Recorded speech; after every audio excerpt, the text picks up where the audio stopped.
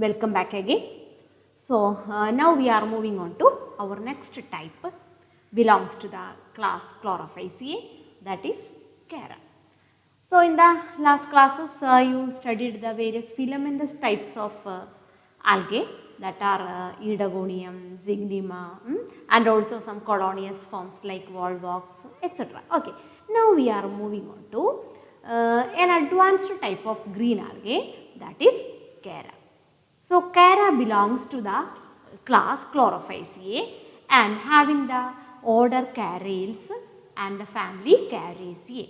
So, you can see the image of Chara, that is occurring usually in the freshwater form, and they are usually attached to the muds, muddy bottom, and very rare they are marine. One example is Chara baltica, that is marine. Okay, so the body of plant body, you can see the plant body of Chara here.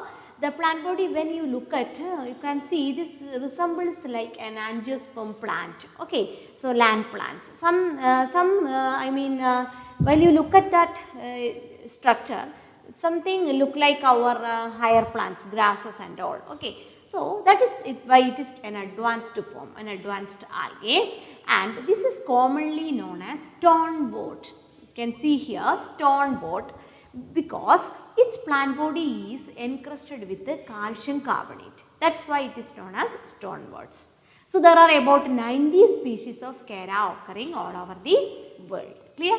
So, they are, most of them are freshwater, occur in muddy bottom, and some are very rarely they are marine forms. Understood? Okay. Now, what about the morphology of Chara? So, you can see here some life cycle of Chara here in this chart. So, while looking into the morphology, you can see these plants are 20 to 30 centimeter height and they are highly branched system. Okay, and its main axis, this is the main axis that is attached onto the basal muddy portions by means of rhizoids. Okay, you studied holdfast in Eulothrix somewhere. So, here it is attached to the mud by means of what? Rhizoids. Clear? Okay.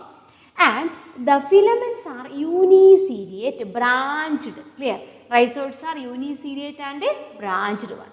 Okay. The main axis of the stem, this is the main axis of the stem, that is branched structure and having nodes and internodes. What are nodes and internodes? These points are known as, this is a node. Okay. So, you can see the nodes and the internodes here. I will show you the nodes and internodes. See, what is nodes and internodes? This is the node. Okay, this is also another node. Okay, this is also another node. That is a nodal region. Understood? Now, what is in between this node? This region. This is known as what? Internode. This region is known as what? Internode. This region is known as what? Internode. Okay. So, all over this plant that is divided into nodes and internodes. Understood? Now, an internode consists of, this is the internodal region. This region is a elongated cell, elongated cylindrical cell. And from this nodal region, when you look upon, you can see branches arising, lateral branches arising, and some other structures are also arising. So, let us look into deep. Okay. From the node, short branches arises. That branches are known as branches of limited growth, short branches or branchlets. And long branches are there, that is the branches of unlimited growth, and also stipuloids arises. So, there are from the node short branches, long branches and stipuloids arises.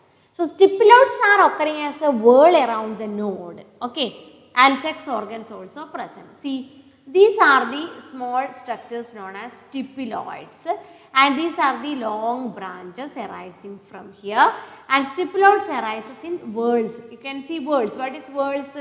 Whorl means all around this, all around this. That is known as what? Whorls. Okay, and this is the branch of unlimited growth. You can see branch of unlimited growth. These are the branches of limited growth. Okay, now on this nodal region, the sex organs also develops. Clear? Sex organs are two types, male sex organ and female sex organ. Male sex organ is called globule and female sex organ is called a nucleus. This is the female sex organ nucleus, and this is the known as the male sex organ called a globule. Clear? Okay.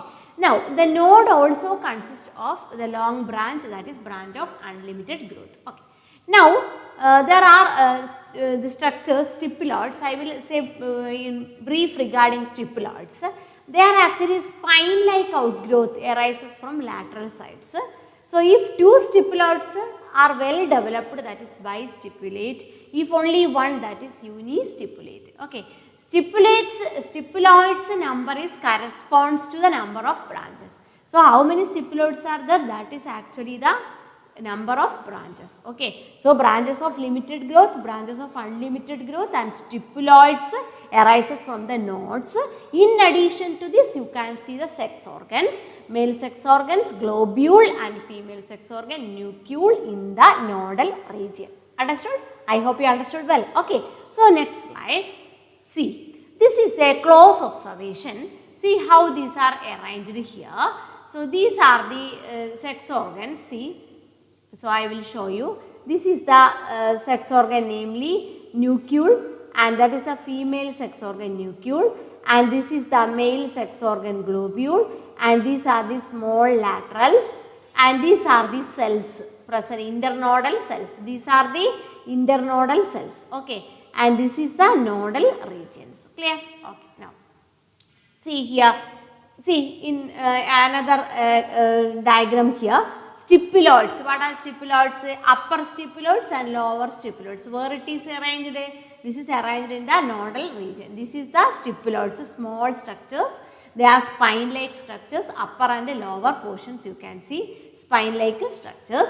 And these are the branches, and these are the sex organs in the nodal regions. Okay. Then chara may be monoecious or dioecious. What is monoecious? Male and female. This is a male nucleus and this is a female globule present in the one plant itself. Okay, one node itself. If only male part is present or if only female part is present, that is dioecious. Either male or either female. Clear? So I hope you understood well. And this is the region of internodal region, the elongated cells, and that is cortical cells, that is known as cortications. Okay. So these are the wall of branchlets. See here. Branchlets are in whorls, in surrounded one or other. Okay. So this is the typical structure. So what is the main axis?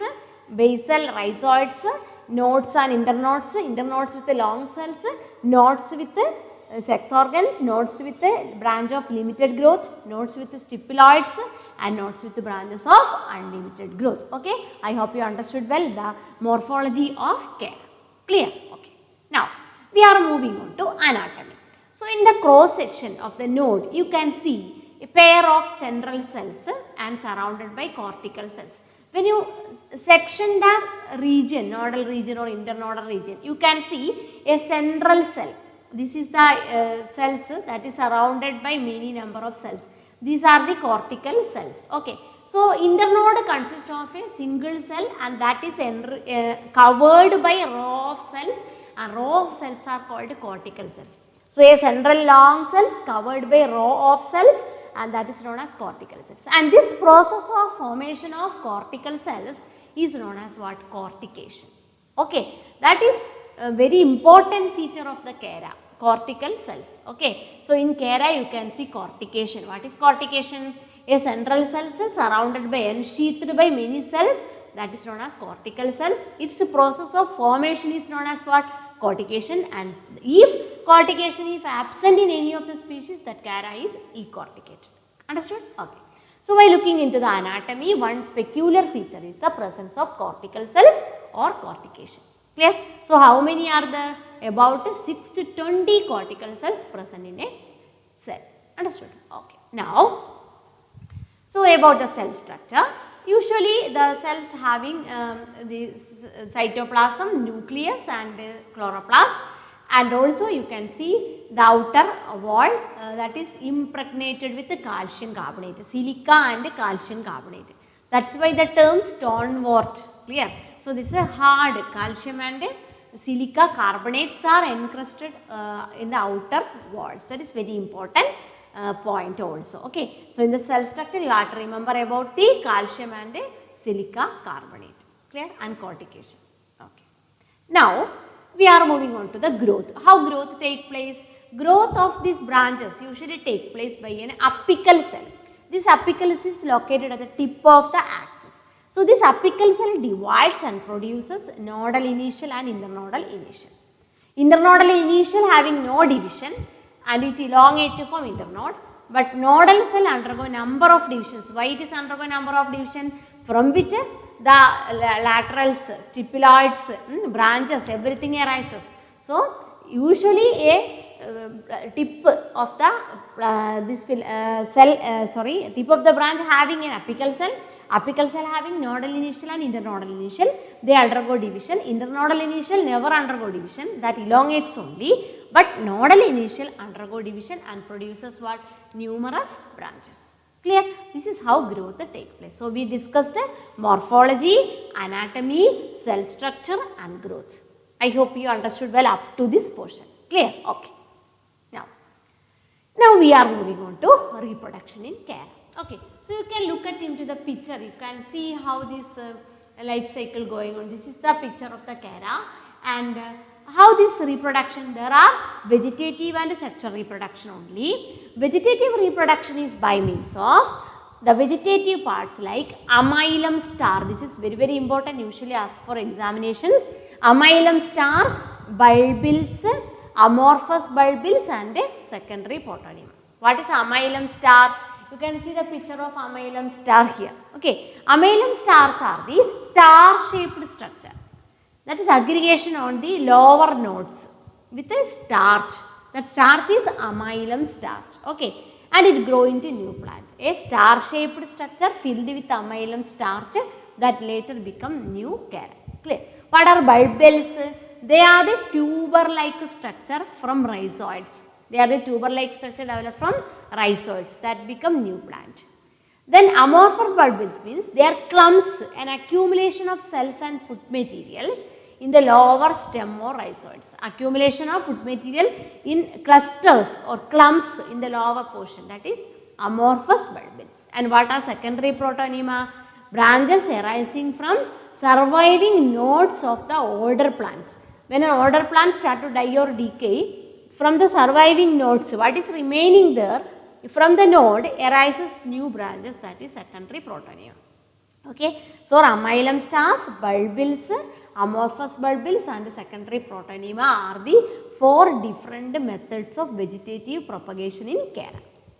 Clear? I hope you understood well. Now, we have to move on to our sexual reproduction. Okay. So, you can see the images of bulbils, amylum stars and this is the amorphous bulbils. Okay. So, this is the amorphous bulbils and these are the amylum stars and these are the root bulbils. Okay, clear? So, now we are moving on to sexual reproduction.